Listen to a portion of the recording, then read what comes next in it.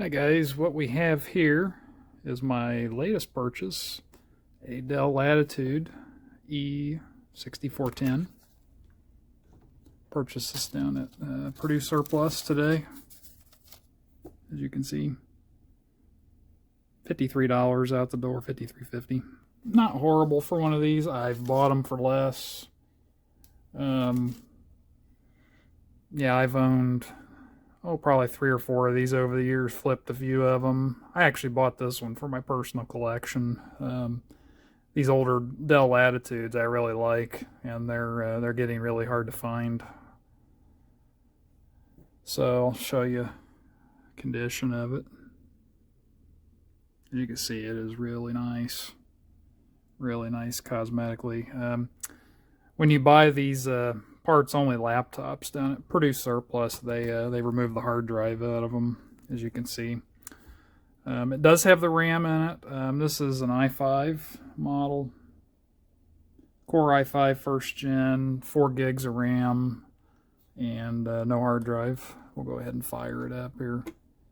Spoiler, I've already fired it. I know it runs. Give it just a second. We'll go into the BIOS here. That way I can show you what we're working with here.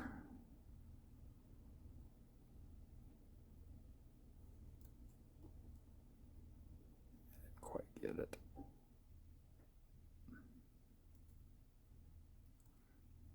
These can be a little tricky to get sometimes. There we go.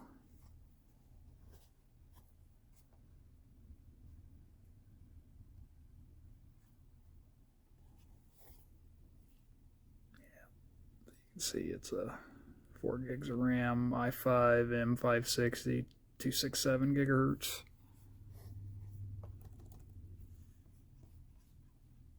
DVD drive, standard stuff. This is the first one that I've bought. They had the NVS graphics in them. Out of this generation, they weren't too bad. If you went back 2 and 3 generations to the Latitude D620s and D630s, those had the cards of doom in them. These, not so much. I have seen a few of these burn up, but usually it's just due to abuse, why they end up burning up. You know, people use them on their lap with a blanket or whatnot, or use them in the bed or whatever, and they overheat. So battery's in pretty good shape and charging. That's really unusual. Usually these batteries end up potato chipping and not working out.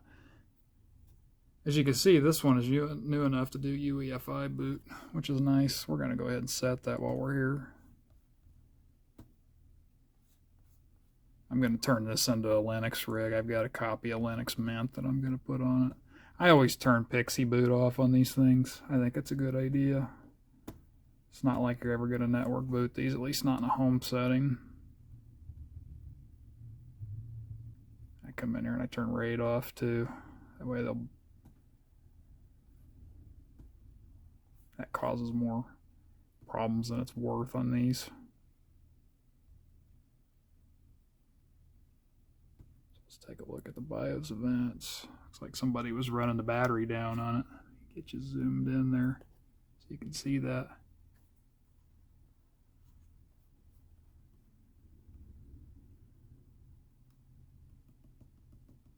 I always like to look through these. Looks like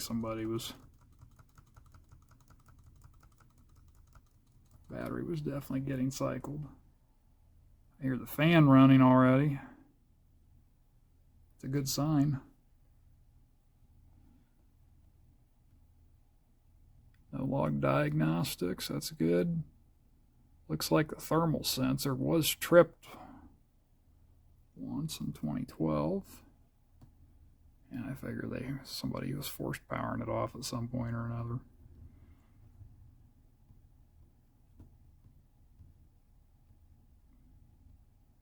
No asset tags or anything set. As you can see, there are no dead pixels on this screen either. It's really nice.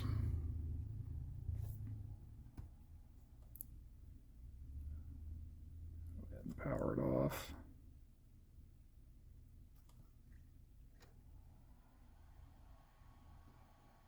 I don't want to run it too long without doing the thermals on it. That's that. Flip it over. I'm going to unplug this for just a moment. So as you can see, we've got some tape residue, a few scratches on the bottom. Not too bad, not too shabby. Still got all of our rubber feet, which is nice. That's rare. That usually pops off of these things. So yeah. Reason why I actually bought this, like I said, it was for my personal collection. But this is actually my former Purdue owned laptop. I keep a note of any service tags and stuff. If you're interested, we can get it to focus there. Focus. Yeah, maybe not. I actually keep note of all the service tags. I just keep a note on my phone of all the service tags and stuff. But yeah, I actually used this at work for about a year personally, this actual laptop, and I saw it come across. And the reason I recognized it was from the serial number and from the, if you can see it or not, the top USB port there's broken too. This, it was broken by whoever used it before me, obviously. But, so yeah, I actually used to use this laptop at work, which is kind of cool. It's neat to have it back as a Linux rig. So next I'm going to show you how to how I go through one of these and clean them up, and we're going to do the thermals on it. I'm going to try to upgrade the RAM to 8 gig. I've got a couple of mismatched 8 gig, or 4 gig chips here for a total of 8. I've also got a Kingston 120 gig SSD just kicking around here. Kind of small but good enough for Linux. Got my prep alcohol wipes here. And this is the thermal grease that I use, Thermaltake TG7. It's the gray putty type stuff. It does have diamond powder in it. This is what Dell uses from the factory. It's good enough for Dell. It's good enough for me. I've also got some other assorted cleaners here. We're going to wipe this thing down and go through it. So I'll be back once I get the back cover off. And we're back. So these... I really love this model because they are super easy to take apart. The battery slides out. Those two tangs right there, it's removable. And there's literally one screw. And then this just kind of slides and pulls off. Set it out of the way.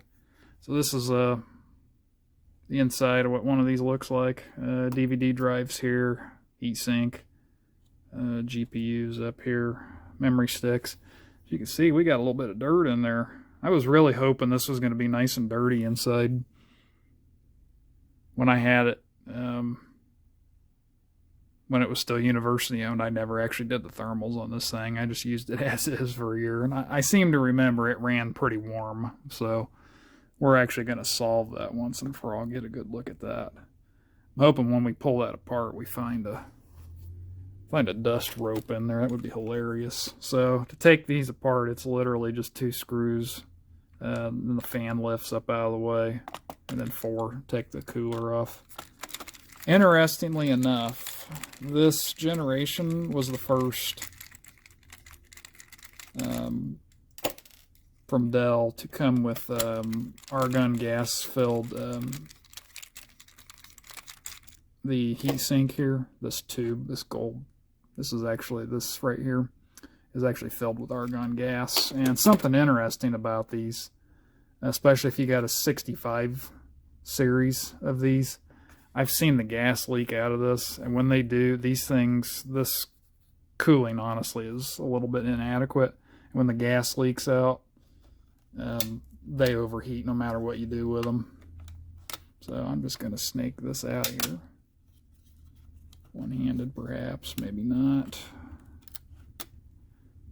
Let's see what the holdup is here. Usually you can just pop these right out. But give me a minute, I'll come back once I get it off. Okay, we got it off. Let's get you zoomed in here. As you can see, we have the startings of a dust bunny rope here. This really isn't that bad. There's a little bit of dirt in there, as you can see, but no... Some of these get really bad and get like a dust bunny rope in them. So as you can see, it's not awful. It's not great either. Flip this around so you can see the part numbers and stuff off of it. That's interesting. This has got a QR code on it. I'm going to guess this fan was probably replaced at some point from the factory. They didn't come with these stickers on them that I remember. I've had a few of these apart and I don't remember those being there. So now we're going to take these 4 out. Doesn't really matter what order you take them out. I just like to loosen them in a crisscross pattern. That way it unseats and from the, and when you tighten them, do the same thing too. That way they,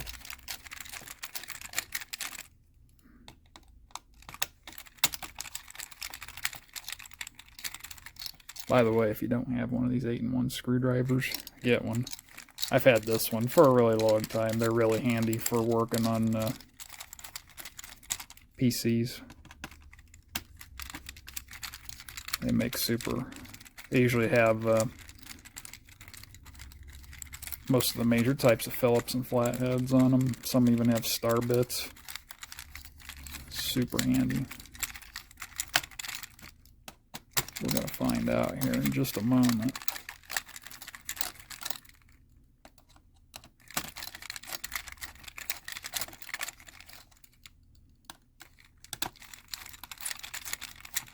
Usually these screws are self-contained.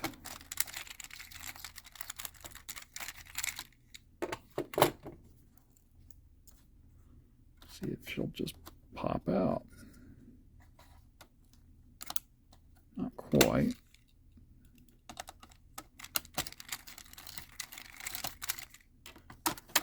There we go.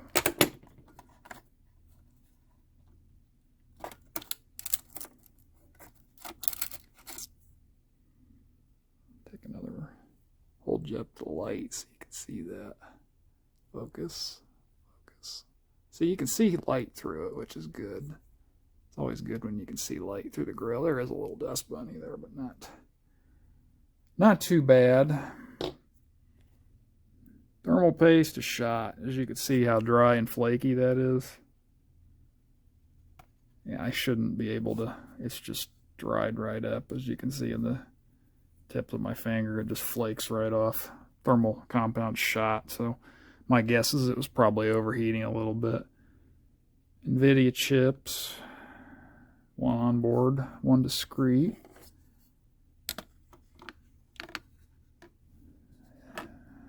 Actually, these thermal pads feel pretty good. That one's a little torn. Not bad. It's still pliable, so I'm going to leave those on there. I don't actually have any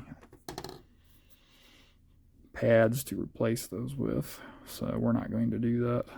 Don't always have to. The pads always outlast the paste for whatever reason, so I'm going to go ahead. So what you want to do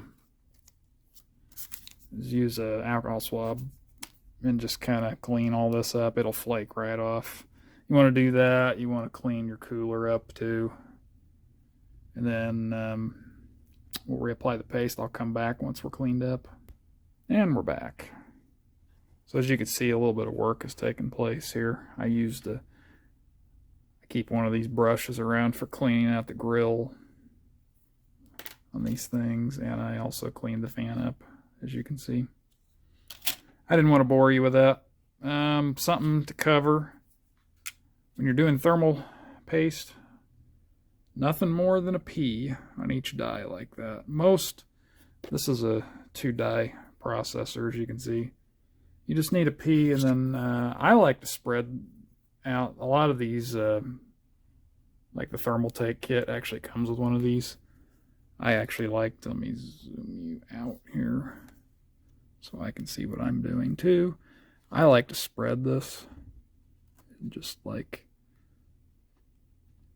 as evenly as you can get it. Doesn't have to be 100% perfect, because it'll squish down when you put the cooler back on, but I feel like I like to do this, just make sure the dies are covered like that. And then I have whatever's left on the spudger, I'll take and rub on the, kind of back butter it a little bit, Just real thin. You don't want to use too much of this, but you don't want to use too little either, because it'll overheat, and if you put too much on, it'll overheat. So it's a very fine line. I've been doing this for a while, so I don't use more than a pea. There's just no need for that. And some guys will slather it on there. There's no point in doing that. With what I just did, it'll probably run another 10 years. So let me get this. Probably run another 10 years without overheating.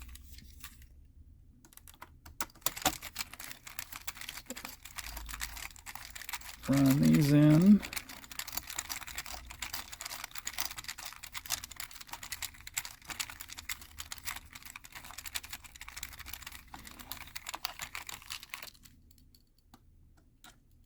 You always want to tighten these in a crisscross pattern if you can.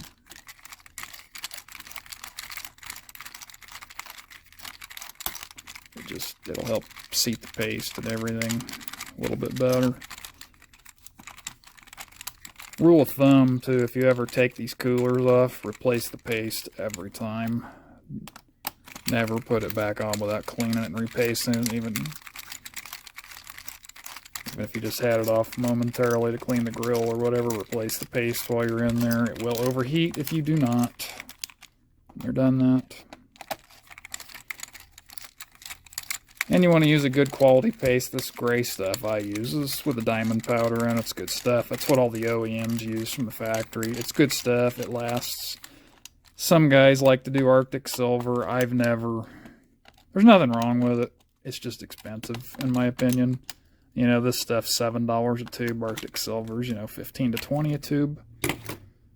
And the nice thing is a tube this size, you should easily be able to do 100 computers with this. Which for somebody like me who buys and flips these things and redoes, I probably redo 50 to 100 computers a year. I wouldn't be surprised. That tube will last me a year, every bit of it. So I'm going to finagle this fan back in here and come back.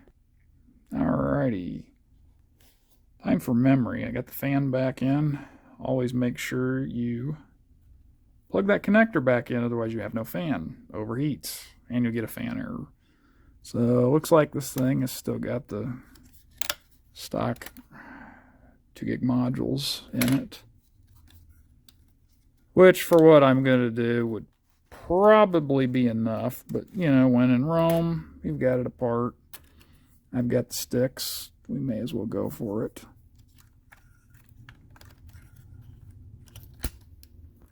And they just, you know, they go in there until you hear the satisfying click. You can only do it one way, slot to slot. Just like that. RAM upgraded. So I didn't bore you with this part of it, but as you can see, it had some grime on it. Not too bad, but, you know, it's a used laptop. Some of that's probably my grime, since this was mine in a previous life.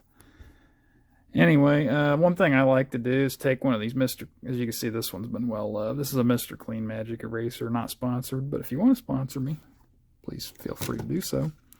I do that. I just take a little Windex, put just a smidgen on there. You don't want to soak anything, but then I just kind of wax on, wax off, like the movie. Shake the whole table while you're doing it.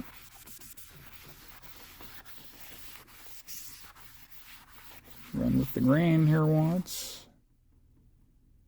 And then, I don't have a rag here handy, but you can come back, you know, with a rag or whatever and kind of wipe this off. What I did with my rag, I don't see it. Let me find my rag and we'll come back. Microfiber towel.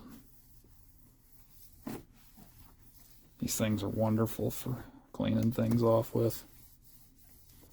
Good for waxing your car, and they're also good for cleaning your laptops up. As you can see, this thing looks brand new. Hardly, there's a little bit scuffing here, and here, but other than that, This thing is really nice. I seem to recall when I have maybe a little ditty right here and maybe right there. I seem to recall when I had it, it was in pretty nice condition, so a little dampness from the, we'll wipe the screen down.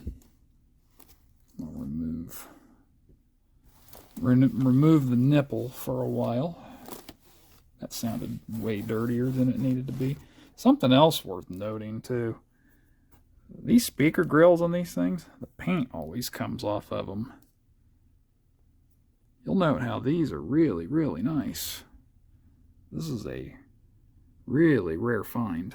Usually the speaker grills are just trashed on these, and usually the keyboards and the touch pads and stuff are all shiny. I mean, this is really nice. Cleaned up really well. Time for Linux fun.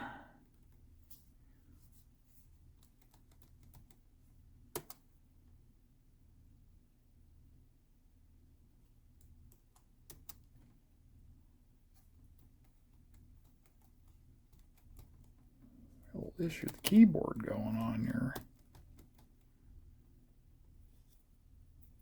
Hold on, give me a second. So, something's happened to this laptop since I last seen it. Tell me what's wrong with that picture. Spillage. We got some spillage residue in here, which means somebody spilled something on this. As a result, I have no up arrow, no shift, no enter, and at this time F12's not working. So good news is I think I have another keyboard. I'm going to grab it and throw it on here real quick. The way that these come out, they hook in down here and they just kind of slide in, and then 2 screws and a trim stick. So I mean, super easy to work on. Okay, so I swapped out a keyboard that I had on the shelf. It's actually out of an E6410, but most of the parts are interchangeable between them. We are booting off Linux Mint. As you can see, flash drive inside there. Note that this is a backlit keyboard. We're winning at life. That was one of the upgrades I actually wanted to do to this thing, because I knew I had spare keyboard for it. So spacebar's got a little shiny on it, but not too bad. We're waiting for this to boot. As you can see, all the keys are there. It matches the patina of this thing pretty well, actually. So we should be booting any second now.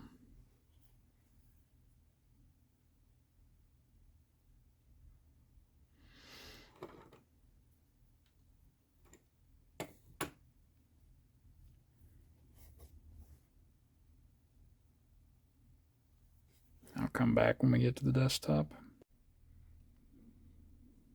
Well, guys, I think I'm going to end the video right here. I'm not having any luck getting this thing to boot off of anything, so I'll monkey with it. Maybe we'll come back in another video and load it up with Windows or Linux or something. So thanks for watching. Hit the subscribe button, and I'll talk at you next time.